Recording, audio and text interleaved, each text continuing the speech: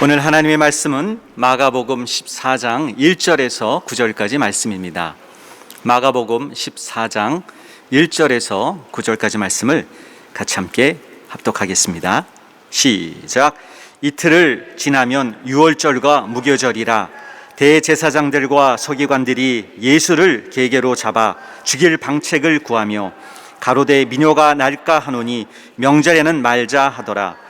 예수께서 베다니 문둥이 시몬의 집에서 식사하실 때에 한 여자가 매우 값진 향유 곧 순전한 나드 한 옥합을 가지고 와서 그 옥합을 깨뜨리고 예수의 머리에 부으니 어떤 사람들이 분내어 서로 말하되 무슨 의사로 이 향유를 허비하였는가.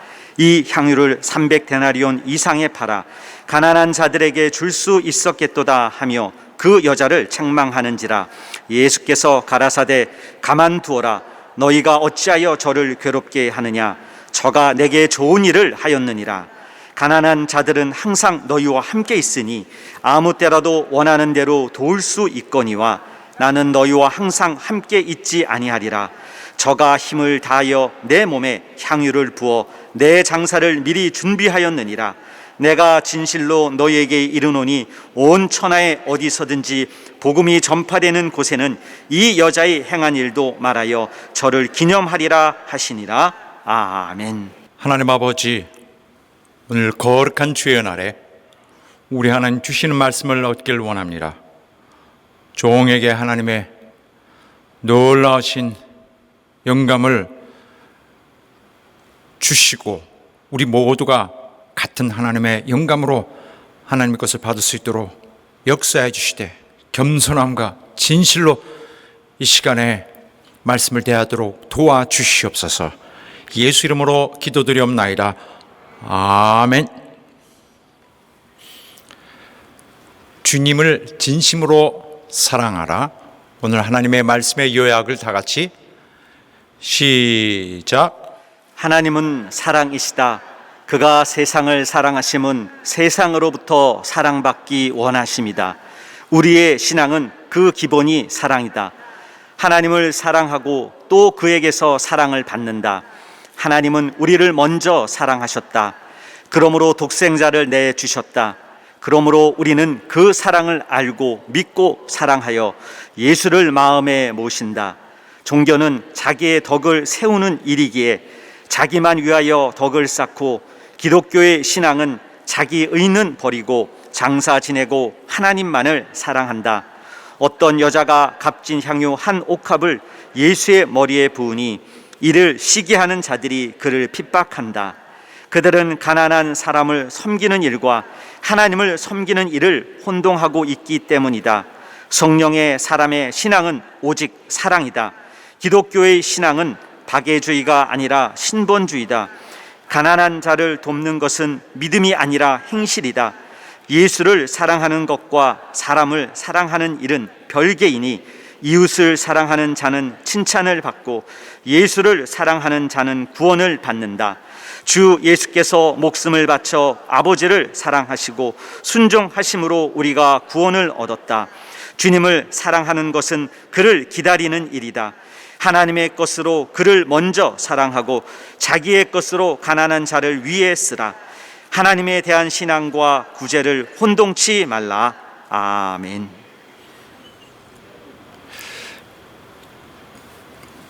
우리 기독교에게 가장 중요한 것이면서 또한 성도들이 기억해야 될 가장 중요한 한 가지는 주님을 향한 사랑이라는 개념입니다. 주님을 향한 진실한 사랑. 이 사랑은 어떤 조건으로 세워지지 않는 것, 어떤 대가로 세워지지 않는 그 자체로 순수한 사랑입니다. 그리고 마음 한 구석은 놔두고 다른 구석으로 부분적으로 다른 사랑과 동시에 할 수 있는 그런 것도 아니고요. 헌신하는 사랑입니다. 우리 주님이 우리들에게 많은 미래에 대한 약속을 해 주십니다. 미래의 보상, 주님과 함께할 영광의 그날, 영원토록 멈추지 않을 생명력, 이런 모든 약속은 우리 교회에게 어떤 용기를 주시기 위해서 주님이 약속하셨던 것입니다. 그래서 결과론적인 것 차원에서 결과를 알려주셨던 것이지, 우리로 하여금 처음부터 이 대가를 정해놓고 달려가라고 하신 말씀은 아닙니다. 대가를 생각하며 신앙을 갖는 것은 신앙의 핵심은 아닙니다. 그래서 이제 어떤 것을 받기 위해 이제 그 보상 혹은 대가를 향해서 그것을 목적으로 삼고 나아가는 것은 우리가 가져야 할 자세로서 주님이 우선적으로 주신 것은 아닙니다. 주님은 그런 자세를 우리가 우선적으로 갖길 원하시는 것은 아닙니다. 주님이 원하시는 것은, 주님이 원칙을 알려주신 것은 이것인데, 설령 우리에게 대가가 없다 할지라도 진심으로 하나님을 사랑하는 것이 이루어져야 합니다. 진심으로 하나님을 사랑하는 것은 하나님을 인정하는 것입니다. 진심으로 하나님을 사랑하는 것은 비로소 그가 하나님을 믿는 것입니다. 비로소 참 예배가 성립될 수 있는 것입니다. 우리가 신앙생활을 하기 때문에 우리가 살아났고, 우리에게 은혜가 있고, 우리에게 또 많은 은사도 있고, 또 하나님의 도우심이 있다는 것은 하나님을 인정한 것에 대해서 따르는 부수적인 것일 뿐이에요. 결과론적으로서 하나의 추가로 얻어진 것이지, 하나님을 사랑한다는 것은 별개의 것으로 두어야 합니다. 우리가 그를 사랑함으로써 영광에 이를 수 있다. 그러므로 그렇게 하자. 사랑하여서 영광에 이르자라고 공식을 써놓는다면, 어떤 포뮬라, 어떤 원칙을 세운다면 사실은 썩 맞지 않는 그런 접근입니다. 하나님을 사랑한다는 것은 별도의 문제예요. 대가를 목적으로 한 신앙생활은 그 자체가 모순이죠. 그렇죠. 대가를 바라는 것으로 주님을 사랑하는 것은, 대가를 바라며 주님을 사랑하는 것은 사실은 주님을 사랑하는 것이 아니라 대가로 그 대가를 사랑하는 것이죠. 그래서 대가를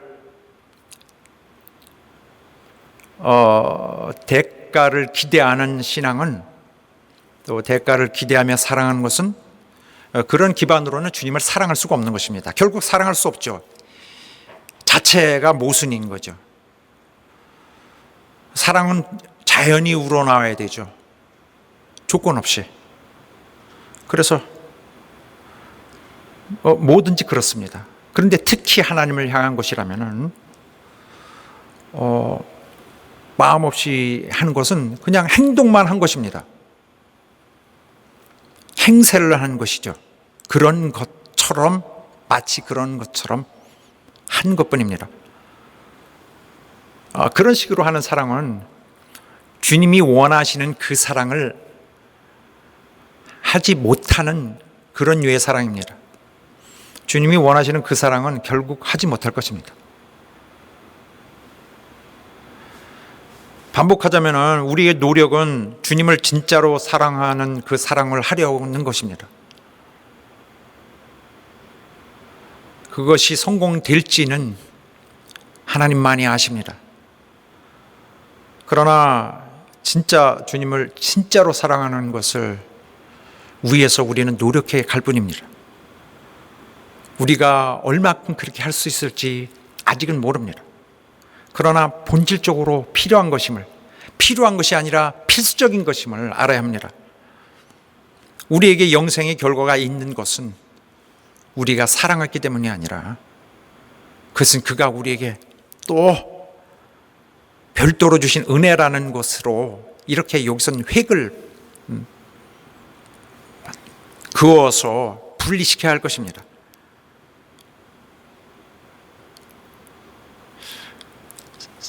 구원을 얻기 위해서 사랑하고, 구원을 얻기 위해서 경배하고, 구원을 얻기 위해서 예배하고, 구원을 얻기 위해서 신앙생활하는 것은 그나마 나름대로 소용은 있습니다. 쓸모는 있어요. 그러나 이것은 2차적이라는 것을 우리 기억해야 합니다. 그렇게라도 예배드리고 경배하고 찬양하고 신앙생활하는 것은 필요하죠. 그렇게라도 접근해 갈 수 있어야 합니다. 그러나 주님의 마음속에 그려져 있는 것은, 주님이 만들어 가자 하는 것은, 주님이 회복시키고자 애쓰시는 것은 진짜 이거예요. 마땅히 찬양받으실 분은 받아야 된다는 그것이 이루어지는 것입니다. 이런 모든 것은 이미 구약 때부터 강조되어 왔어요. 처음부터 이 문제는 하나님과 또 성경 전체에 나타나 있는 고민입니다. 결국 왜 문제가 되냐면은 세상이 타락했기 때문에.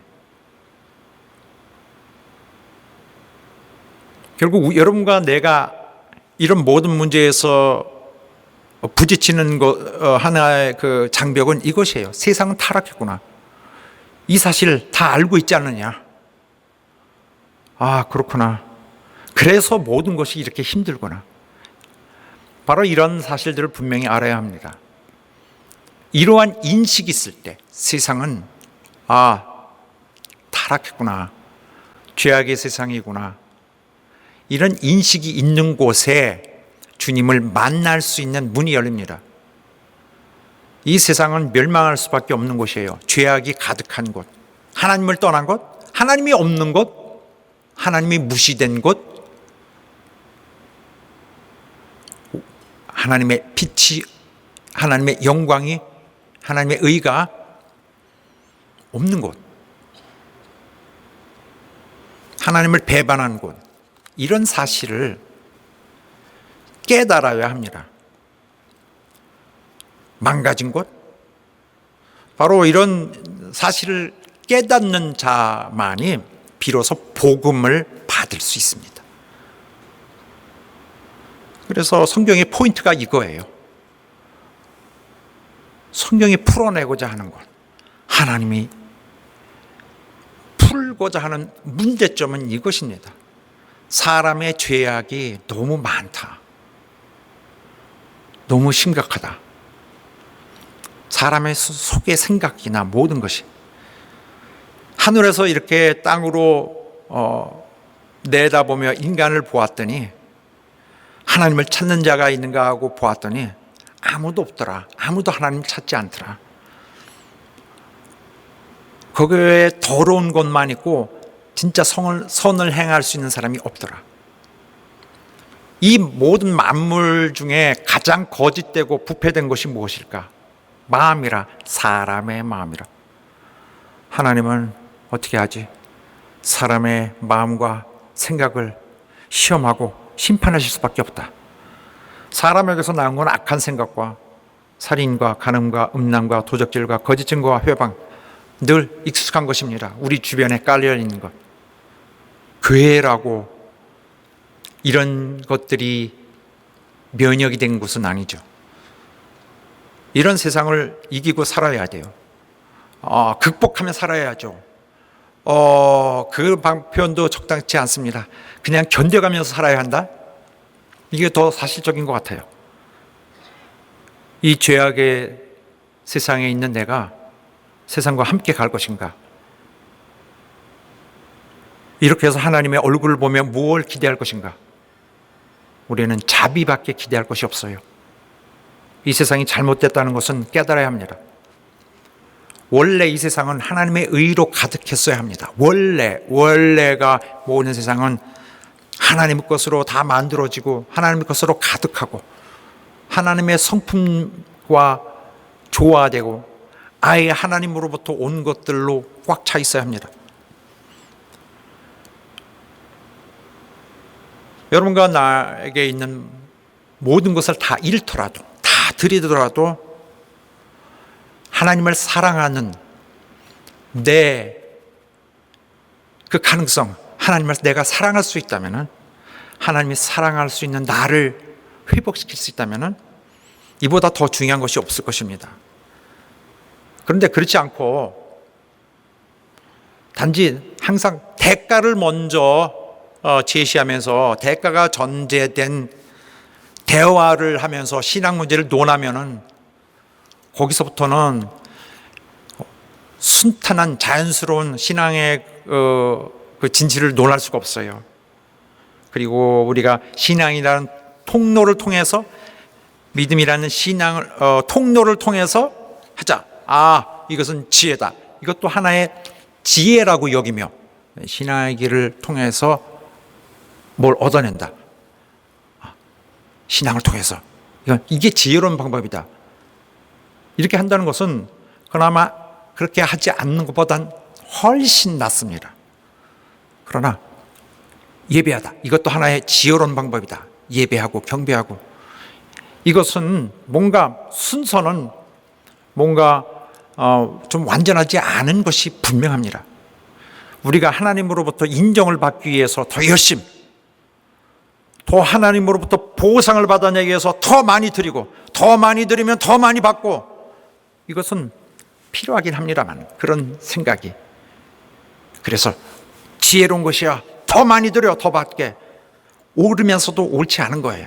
옳지만은 거기에는 내가 하나님을 사랑하는 자가 아니라면 아무 소용이 없는 거예요. 마땅히 하나님께 진실한 사랑을 드리는 자였어야 됩니다. 그렇게 하여 마땅히 도달했어야 할, 마땅히 갔어야 될 그 사랑을 드릴 수 있는 자가 되어서 내 존재론적, 내 존재의 원래 위치로 나를 내가 복귀되어야 합니다. 참 모습으로 귀환하는 거죠. 그러므로 어떤 보상, 대가를 원하는 자세는 성경이 진리로서 중심축으로서 핵심으로서 요구하는 것은 아니었어요.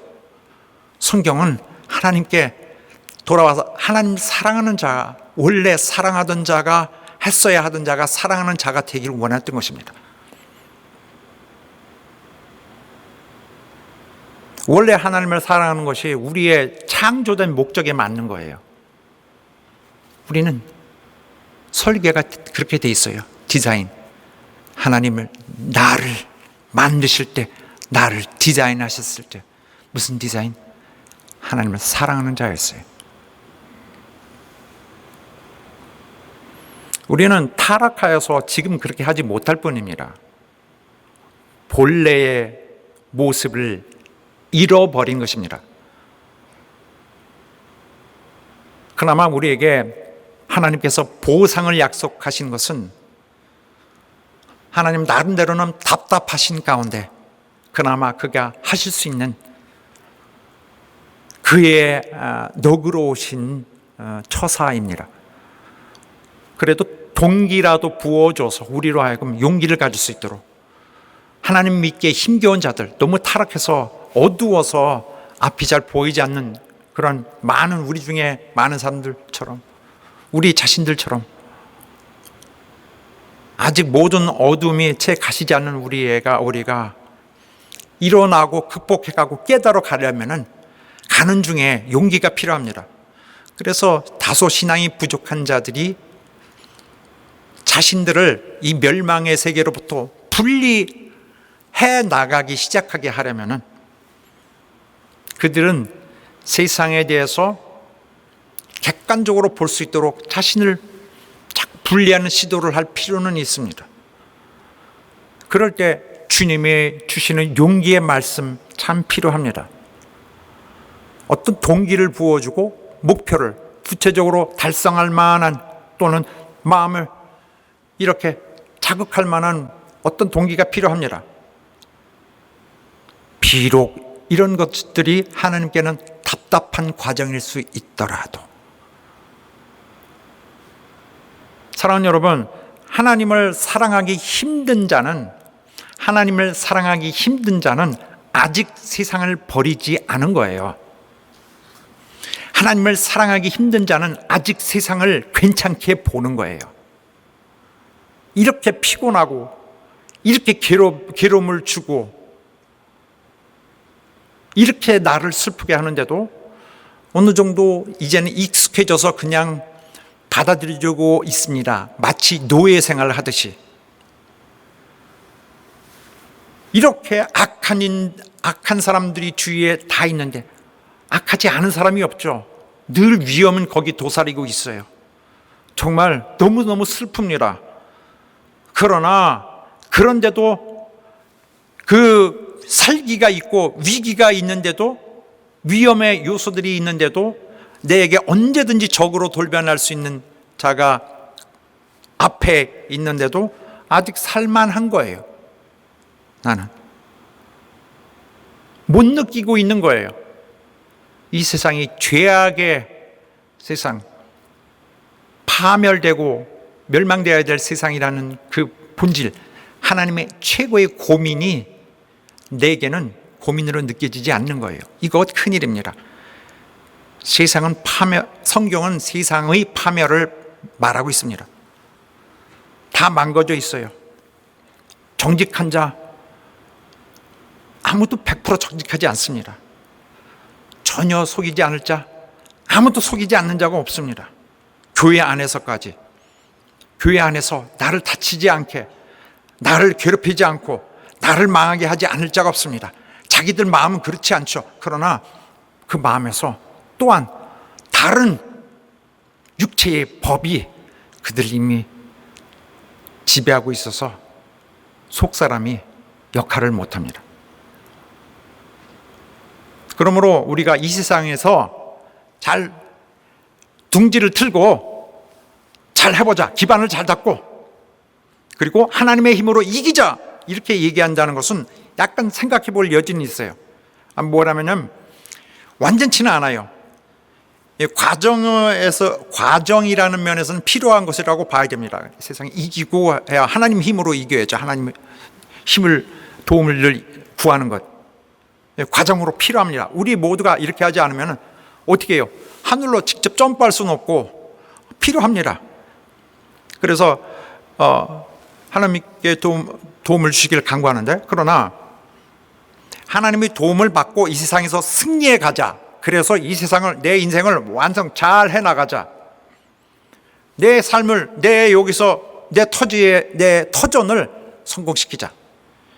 이것은 이 세상을 아직 살만하다라고 생각하고 있는 것입니다. 이 세상이 아직 정당하다라고 여기고 있는 것입니다. 하나님의 머릿속에, 하나님 마음속에 가득한 고민은 이 사람에게는 없는 것입니다. 이런 사람은 하나님을 이용하여서 나도 세상에서 좀 안주하자, 하나님의 힘으로 고통을 덜자, 하나님의 은사를 받아서 내가 다 해결해보자, 하나님의 힘으로 내 삶을 성공시켜서 내 인생, 이 땅에서 내 인생을 영광스럽게 만들어보자. 이것은 부분적으로 과정이어야 하지, 기본 프레임, 이게 전격적으로 내 철학이 되어서 신앙 철학으로 정착되어서는 안 될 것입니다. 이런 사람은 아직 세상에 대한 염증을 느끼지 않고 있어요. 세상을 인정하고 있는 것입니다. 정당하다. 사랑하는 여러분, 우리는 예수님의 생각과 같이 따라서 이 세상을 인정하지 않습니다. 정당하다고 보지 않고, 중립적이라고도 보지 않고, 희망이 있다고도 보지는 않습니다. 그래서 침례 요한이 요단강에서 나타나서 회개를 촉구하며 지도자들 꾸중을 할 때 이런 일이 있습니다. 다른 복음서 말고 이 누가복음 복음서 보면은 그나마 회개하라고 나오는 자들에게 이렇게 하라 저렇게 하라고 그래서 도덕적인 걸 가르칩니다. 그래서 가난한 자에게 뭘 주고, 옷도 주고, 굶은 자에게 먹을 것도 주고, 또 세금을 과도하게 그렇게 정당하지 않게 걷지 말고, 사람들에게 억지로 강제로 뭐 하지 말라. 그런데 일부 신앙인들은 이건 도덕적인 거다 하고서 일부러 피해요. 하나님 말씀인데 일부러 피해가는 사람들이 있어요. 하나님 말씀이에요. 이것은 왜 이렇게 하느냐? 세상은 이렇게 망했는데, 망해 가는데, 이 지도자들이 친례를 받으러 왔어요. 회개하는 마음으로. 이 자들은 그나마 그래도 맞다, 세상은 망한다 하고 온 거예요. 자기들의 그 더러운 마음을 자기들이 잘 알고 온 거예요. 맞습니다. 우리는 희망도 없습니다. 그런데 침례 요한은 더 거기다 대고, 도끼가 지금 여기 있으니까 끄르륵 자르면 끝이다 라고 더 겁박을 주면서, 야단을 치면서 말하되 자세라도 이제부터 바꿔라. 구원이 이르기 전에 니네 회개한다는 모습을 생각으로 작정하고 자세부터 바꿔라. 마치 하나님이 우리를 직접 삶에서 인도하시는, 그가 지도하시는 것처럼, 여기서 지배하시는 것처럼 착해라. 그 인간성 견제해라. 원래 너의 타락한 인간성 견제해라 하시는 거예요. 그렇게 하는 겁니다.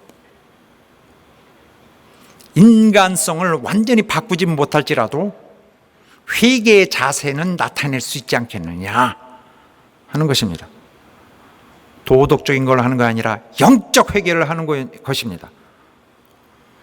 인간은 병이 들어있어요. 세상은 온통 같이 병이 들어있어서, 악이 씌워져 있어서 이 세상에서 고난받지 않을 자가 없습니다. 원수에게 속고 있고요. 주님은 이것을 알려주려고 자꾸 경고하고 있는데, 마귀도 만만치 않게 우리의 눈을 가리려는 활약에서 굉장히 월등한 능력을 보입니다. 주님은 원래 우리를 사랑하는 자, 하나님을 사랑하는 자로 본질을 회복시키려 오셨어요. 쉽지 않은 모습을 발견하시면서. 그러나 정말 사랑하려는 자는 하나님이 기필코 성공하도록 도와주실 것입니다.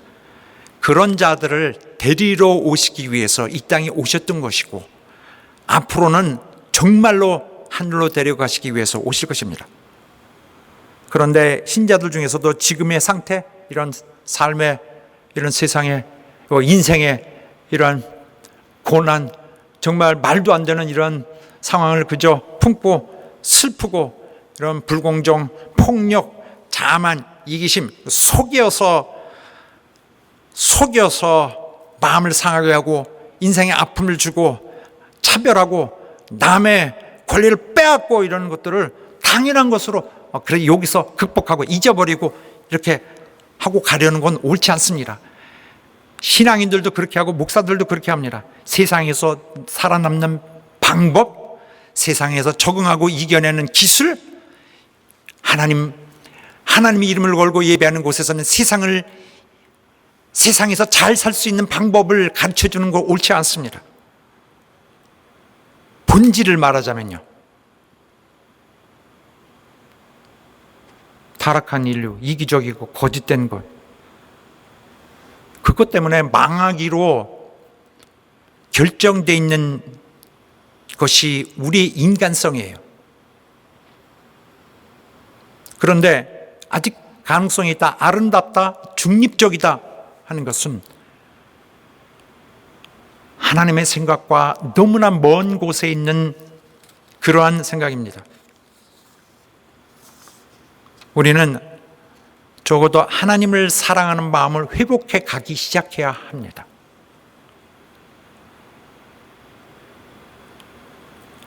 그것이 주님이 요구하시는 거예요.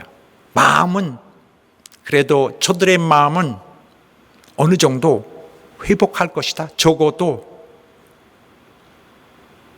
회복할 수 있는 방향으로 자기를 향한 스스로를 조정할 수 있는 것은 할 수 있다.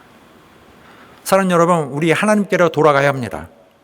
이 세상의 정의는 여전히 이루어지지 않을 것이고 세상은 바뀌지 않을 것입니다. 그러나 우리는 하나님을 사랑하는 마음을 확보하고 하나님의 사람이 먼저 될 수 있게 되기를 소원합시다. 부분적이라도 신앙 고백이 다와야 할 것입니다. 하나님만이 의로우시고 우리 모든 사람은 타락했습니다. 나도 타락한 자입니다. 나도 이 세상이 옳지 않은 거 압니다. 괴롭습니다. 이 세상 정말 견뎌가기 너무 어렵습니다. 다 이 모든 것이 하나님과 너무나 먼 성격의 것이어서 너무나 힘듭니다. 그런데 하나님, 가만히 보니 나도 타락했습니다. 나도 똑같습니다. 살려주십시오. 신앙 고백이 정상적으로 돼야 돼요. 교회에서 악을 버립시다. 악을 범하지 않을 완전한 자는 없습니다만 노력을 해야 돼요. 악을 끼치지 맙시다. 교회에서는 악을 끼치려는 생각이 있으면 잘라내고 제거해야 합니다. 지금 교회에서 악을 끼칠 생각을 하고 있고 마음을 갖고 있다면 주님을 사랑할 기회를 잃고 있는 것입니다. 마지막 기회를 잃고 있는 것입니다. 주님은 우리에게 마지막 기회로서 오신 거예요. 주님 자신은 우리에게 마지막 분입니다. 그리고 보상을 말씀하시면서 우리를 격려하시려고 합니다. 사랑하는 여러분, 우리 현실을 깨닫고 복음의 그런 참 진실, 복음의 그 현실을, 복음이 말해주려고 하는 그 현실을 깨닫고 진짜 하나님을 사랑하는 우리의 참 사랑의 능력을 회복할 수 있는 존재론적 사랑의 존재가 다시 나타나게 될 수 있도록 자신을 회복하는 우리가 되도록 주 이름으로 축원합니다. 할렐루야. 자, 오늘 본문의 말씀 보겠습니다. 본문의 말씀 보면은 이것은 지금 우리가 어디까지 왔냐면은 고난 주간에 거의 중심으로 달려가고 있습니다. 주님 돌아가시기 이틀 전이에요. 상황은 매우 급박하게 변화하며 발전해 가고 있습니다. 주님께서 지난주에 그 재림에 대해서 말씀하실 때 여기 대제사장들과 여기 산헤드린의 이런 지도자들은 서로 주님을 죽일 계획을 하고 있었습니다. 자, 이런 상황입니다. 이런 매우 긴장이 감도는 가운데 이 상황을 마가는 어떻게 기록하고 있냐면은 여기에 분명히 이렇게 엄청나게 날카롭게 지금 태도가 거칠게 변하고 있는 이들을 묘사하고 있어요. 주님을 이제 너무너무 미워합니다. 주님께서 하신 일들 그런 것들이 있기 때문에. 그런데 전에는 좀 전자는 것도 좀 나타내고 그랬어요. 위선이 있었는데 지금 위선이고 뭐가 없습니다. 저들은 가면을, 양심의 가면 다 벗었어요. 노골적으로 서로 상호 결의를 했습니다. 죽이자, 무슨 일이 있든지. 그런데 이제 문제점은 있어요. 이들이 죽이고 싶은 그런 마음은 가득한데 쉽지 않아요. 왜냐? 지금은 때가 군중이 너무 많은 때야. 무교절, 6월절 무교절, 6월절 직후에 무교절 그냥 계속 연결해서 가는 것이 6월절 이때인데, 어디 있든지 주님은 사람들에게 둘러싸여 있어서 그를 몰래 휙 잡아갈 수가 없는 거예요. 주님도 그렇게 호락호락 잡히지 않도록 그렇게 하시는 것입니다. 시간이 이르지 않았기 때문에. 주님이 홀로 외딴 곳에 있으면 확 채서 가둬놓은 다음에 그 다음에 기다렸다가 어떻게 하자 이렇게 생각하고 있는데, 계획은 이거예요. 6월절 그리고 무교절 기간에는 사람이 너무 많아서 어떻게 할 수가 없다. 여기는 뭐 100만 명 넘는, 어떤 기록에 보면은 아주 그 객관적인 조사에 의하면은 200만 명도 넘습니다. 이 기간 동안에 예루살렘을 거쳐가는 자들이. 주님을 따르는 지지자들이 너무 많기 때문에 이거 안 되겠다.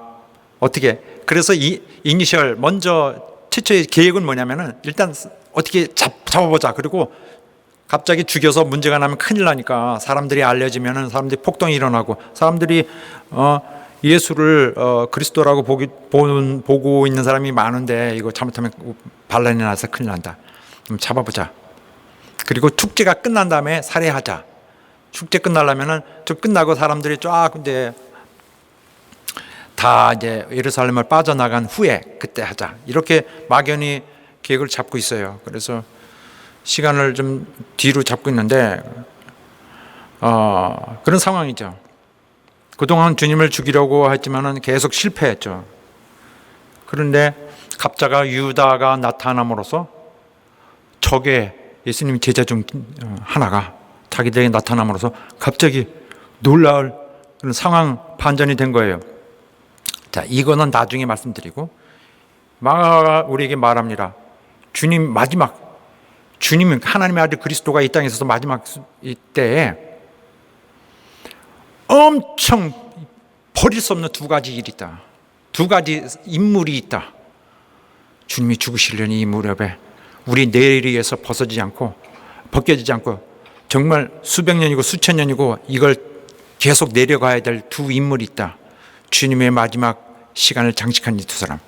그래서 이 오늘 나오는 옷값 깨는 여인의 부분은 사실은 주님이 예루살렘 입성하시던 전날에 있던 일이에요. 그런데 그거를 한 나흘 뒤로 끌어서 여기다 과거 일을 찢어서 여기다 붙여놨어요. 그리고 이 여인에 대한 향유분 사건을 앞뒤로 붙여놨어. 뭐를? 가룟 유다의 것을. 원래 그 자리에 가룟 유다가 현재 시간일 것인데 여인의 향유분 사건을 그 사이에다 가룟 유다의 것을 찢어가지고 그 사이에다 붙여놨어요. 샌드위치 해가지고. 이 두 극명하게 다른 이 둘을 대조시키기 위해서 예수께서 베다니 문둥이 시몬의 집에서 식사하셨어요. 문둥이 시몬이 누군지는 모릅니다만 어쨌든 주님의 은혜를 받은 이 사람이 이제 주님께 감사하는 이런 만찬을 연 거예요. 여기에는 나사로 형제들이 함께 와 있습니다. 나사로, 마리아, 마르다. 그래서 올해 본문에는 이름이 나오지 않지만 이 향유 옥합을 깨뜨린 여인을 마리아라고 요한은 얘기하고 있습니다. 요한복음이 나중에 써졌어요. 마가복음보다. 그러니까 그때는 마가복음이 써졌을 때는 아직 그 사람들이 살아있는 때라 신변이 드러날까 봐, 다칠까 봐 이름을 밝히지 않고, 나중에 요한 때는 좀 이후에는 그때는 안전하니까 이렇게 말했을지도 몰라요. 이 사람들 다 죽은 후인지도 모르고. 하여튼 마리아가 거기에서 나와서, 마리아 혹은 이 여인이 와서 매우 값진 향유를 갖고 와서 옥합을 깨뜨리고 예수의 머리에 부었습니다. 이 행동은 거기 있는 만찬 손님들을 깜짝 놀라게 했어요.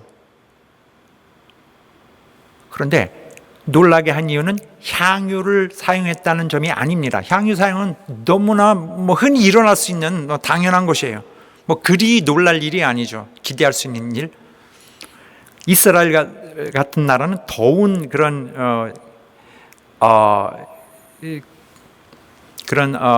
날씨를 갖고 있기 때문에, 기후 조건을 갖고 있기 때문에 땀을 많이 흘리고 그래요. 그래서 땀을 많이 흘린다는 것은 이제 향수가 필요한 것을 이제 그런 요구가 생깁니다. 그래서 향수와 향유가 많이 사용돼요.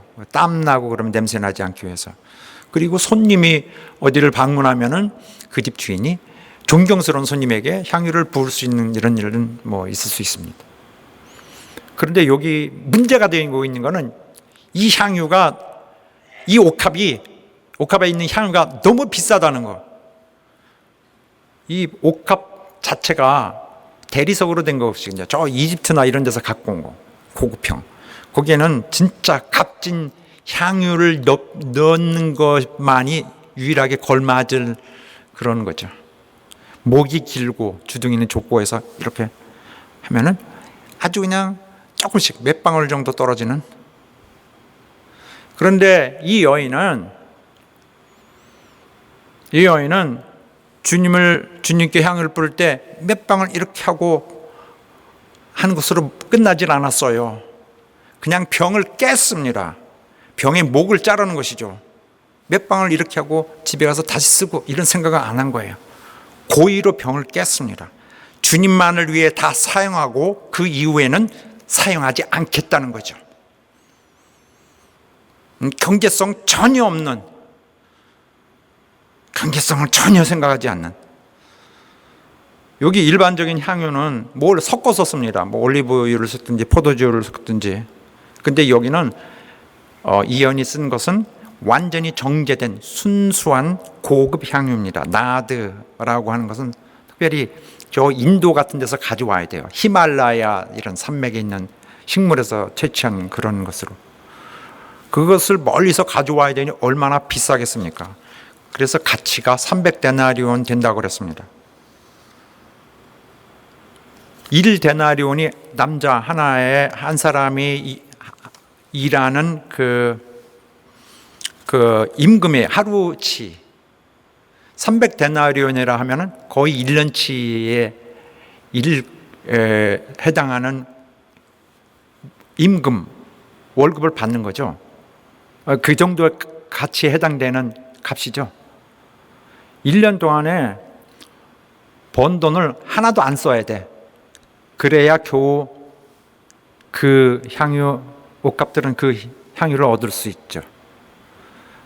그런데 그렇게 비싼 것임에도 불구하고 아마도 그녀에게는 제일 비싼 것임이 틀림없습니다.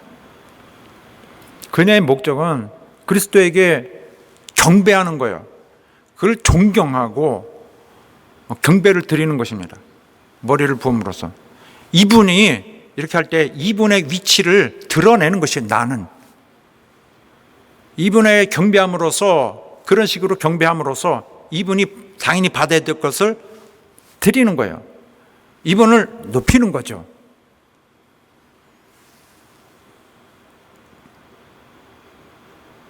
이 장면은 하나의 드라마였습니다. 거기에 있던 만찬 손님들 완전히 거친 반응을 보였습니다. 집에 온 손님에게 이 향유 바를 수 있는 거예요. 그런데 도저히 받아들일 수 없는 상황이었던 것 같아요. 값비싼 거를 했다. 재사용도 아니고 그냥 딱 해서 다 썼어요.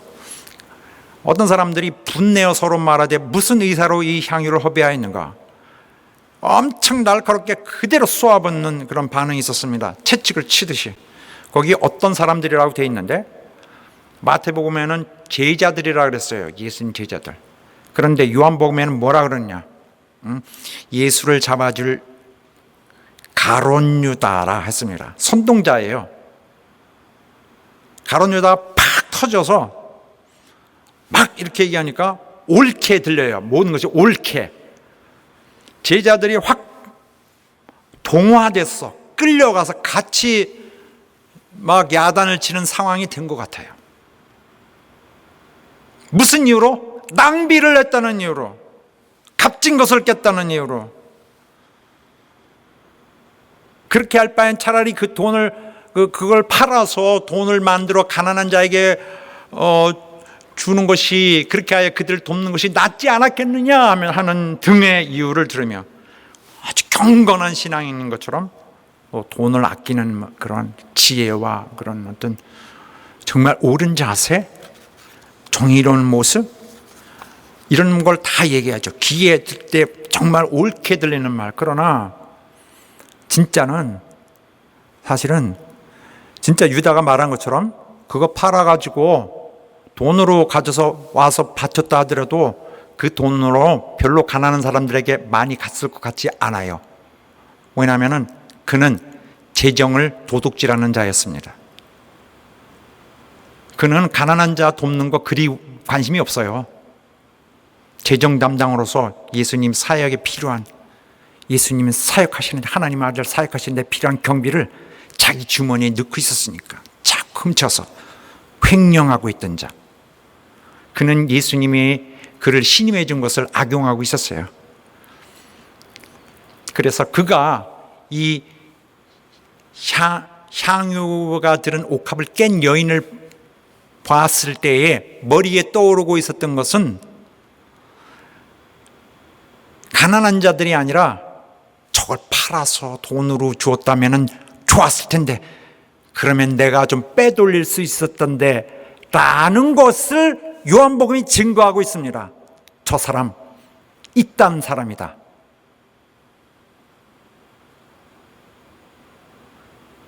가룟 유다는 이미 예수님으로부터 마음이 떠나 있어요. 여기가 얼마 안 있으면 끝이다.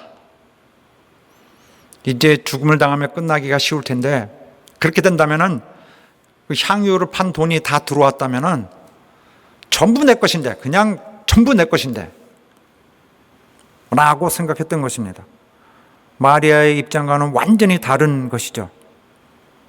그는 그 여인이 주님께 이렇게 사랑을 다하면서 강렬한 사랑으로 주님을 높였던 것을, 주님의 명예를 높였던 것이 꼴보기가 싫었던 것이에요. 예수님에 대한 증오가 가득하고 있습니다. 예수님 망하기를 원하고 있어서 배신할 기회를 찾고 있어요. 혼 좀 나와봐라, 혼꾸녕을 좀 나와봐라, 이판사판이다. 그래서 돈을 훔친다는 데 대해서 괴롭게 생각하는 이런 마음도 전혀 없습니다. 이제는 원한을 풀기 위해서 뭐 돈이라도 있다면 다 내가 챙겨야 되겠다고 생각하고 있는 참이었습니다. 원래 항상 속에는 탐욕이 있었고 야심이 있었고 이기심에 사로잡히는 자, 겉으로는 숨기려 하지만은 그는 더러운 자였어요. 이런 유다가 호통을 치고 야단치고 있을 때 그 여인은 그런 일이 없으리라고 생각했겠습니까? 다 각오한 것이죠. 그렇게 야단맞고 있을 때 그가 기분 좋을 리가 없습니다. 그렇다더라도 마리아는 이때가 아니면은 할 수 없을 것이라고 생각한 것 같습니다. 그녀에게는 이것이 마지막 기회입니다. 그 속사람이 그 육체에 속한 다른 사람을 이기고 그렇게 그날은 했습니다. 이들이 말합니다. 막 흥분해서 서로 책망하고 있는데, 거기 문법적으로 현재 분사형인데 계속 얘기하고 있는 거예요. 한번 왜 그러느냐 하고 끝난 게 아니라 계속 반복하여 채찍질을 하고 있었습니다. 그때 주님이 저를 막았어요. 면전에서 그렇게 하고 있기 때문에 주님이 그걸 막으셔서 오히려 그들을 책망하시면서 그만 두어라. 어찌하여 저를 괴롭게 하느냐? 저가 내게 좋은 일을 하느니라고 하셨습니다. 가난한 자들은 항상 너희가 도울 수 있다. 이 말씀은 율법이에요. 율법은 가난한 자들 도우라고 말씀을 있기 때문에 여기 신명기에 있습니다. 그것을 주님이 그대로 인용하신 거예요. 가난한 자들은 너희 율법에도 있거니와 항상 할 수 있다. 그러나 그가 제자들과 함께 있을 수 있는 시간은 얼마 없다. 너무나 짧다. 이 12 제자들은 전혀 마리아가 느끼고 있는 걸 느끼지 못하고 있는 것 같아요. 마리아는 예수님의 죽음이 다가오고 있는 것을 알고 있습니다. 뭔가 느끼고 있는 거예요. 죽으실 것이다. 그래서 너무 옳게 하고 있었죠. 정말 앞으로 한 며칠 동안, 한 6일 동안 주님이 겪으셔야 될 그 일을 얼마나 가슴 아픕니까?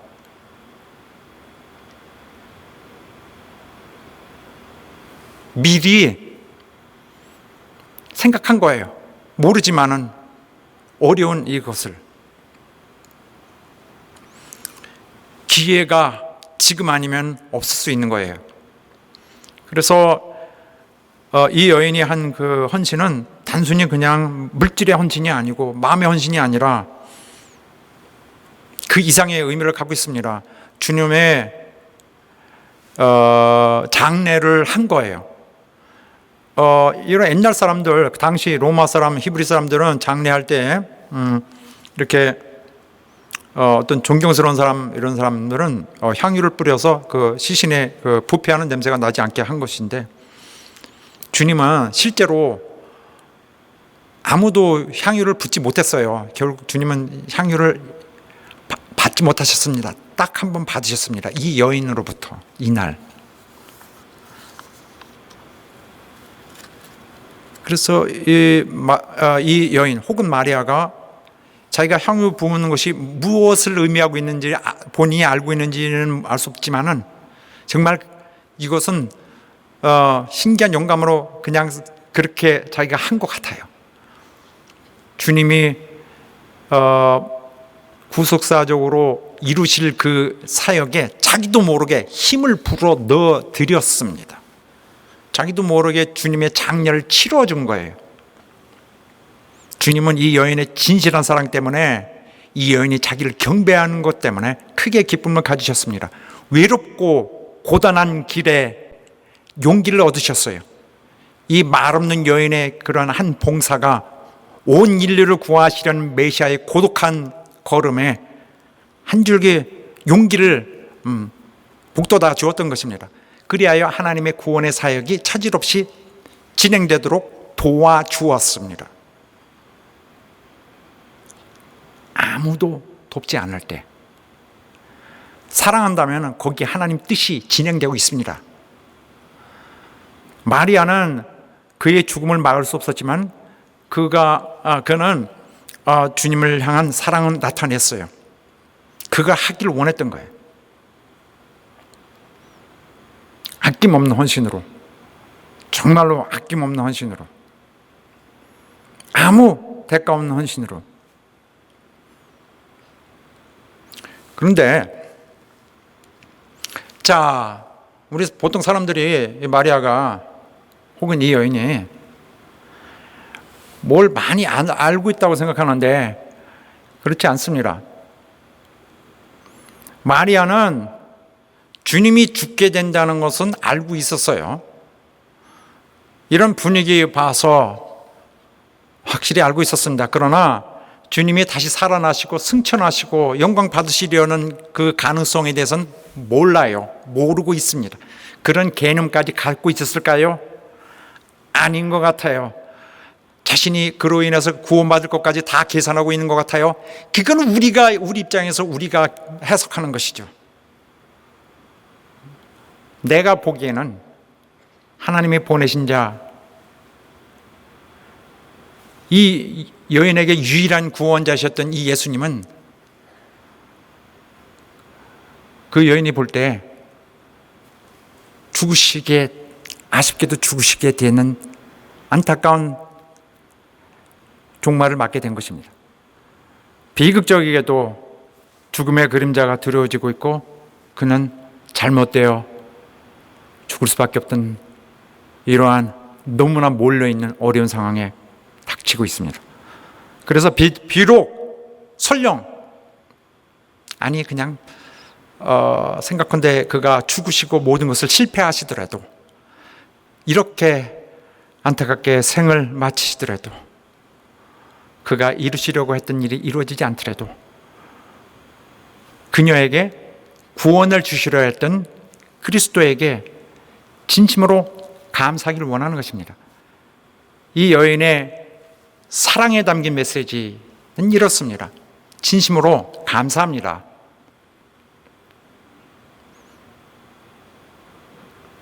비록 여기가 끝이더라도 사랑해 주셔서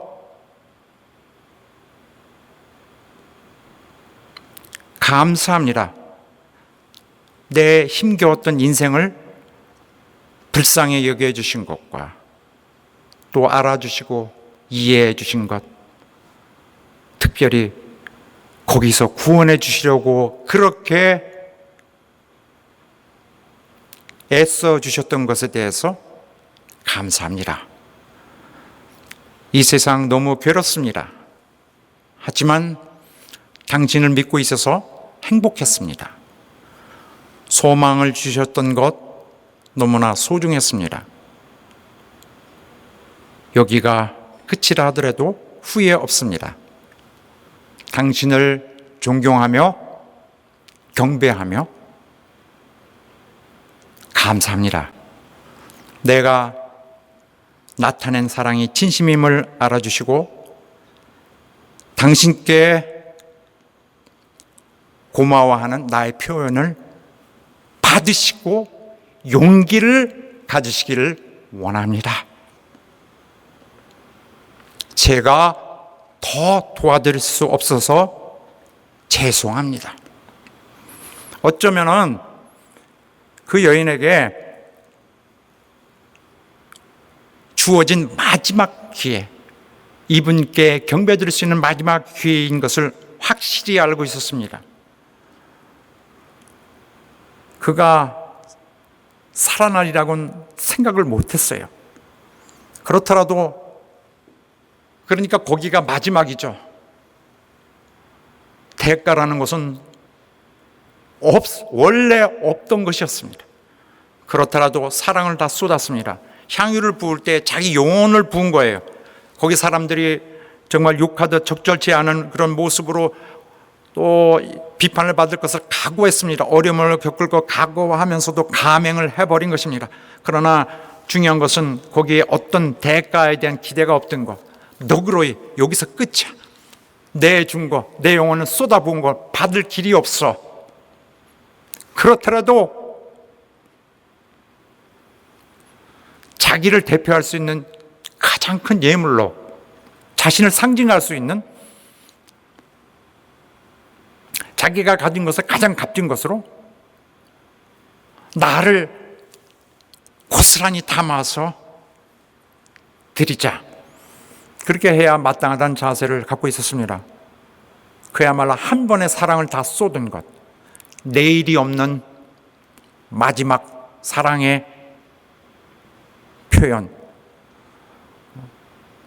이 표현은 우리의 예배를 오히려 부끄럽게 합니다. 때로 우리 예배는 매우 소홀하고 또 많은 부족한 점이 있는데, 여기에 주님이 칭찬하신 예배에 참 모델이 있습니다. 2000년 전이 지났는데도 주님이 기억하신 모델, 최고의 모델로 기억되고 있습니다.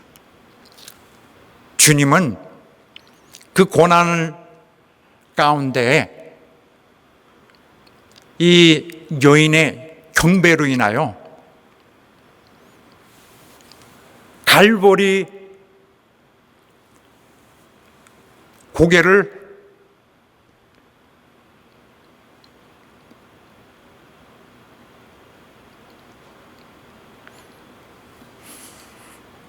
견뎌가실 수 있었고, 성경에 3번이나 기록됐습니다. 누가복음에 있는 거기는 말고요. 이건 다른 여인입니다. 누가복음에 있는. 오늘 2000년 동안 수없이 많은 수억의 사람들이 이거를 기준으로 보고 있습니다.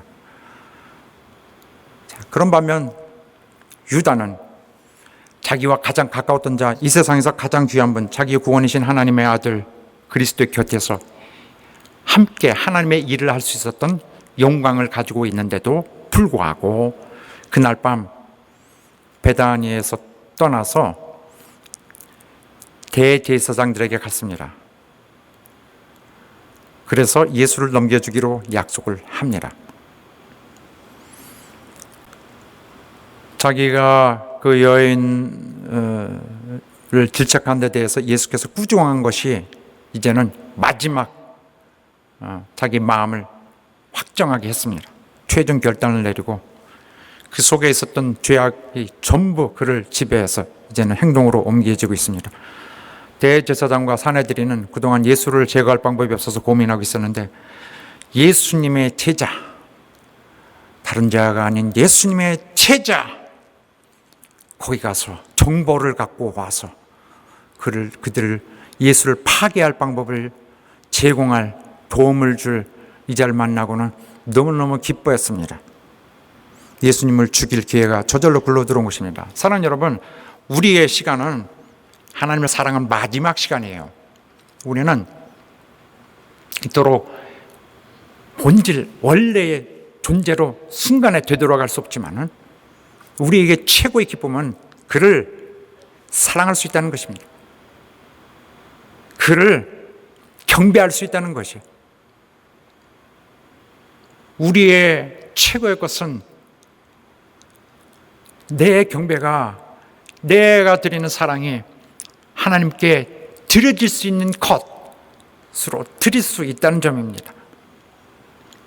마지막 시간으로 생각하고 여러분의 드리는 예배, 여러분의 드리는 사랑이 정말 조건을 따지지 않고 대가를 따지지 않는 본위의 것, 마땅히 하나님께 드려야 할 경배를 드리는 우리 사랑하는 여러분의 영혼과 또 삶이 되시기를 예수 이름으로 축원합니다.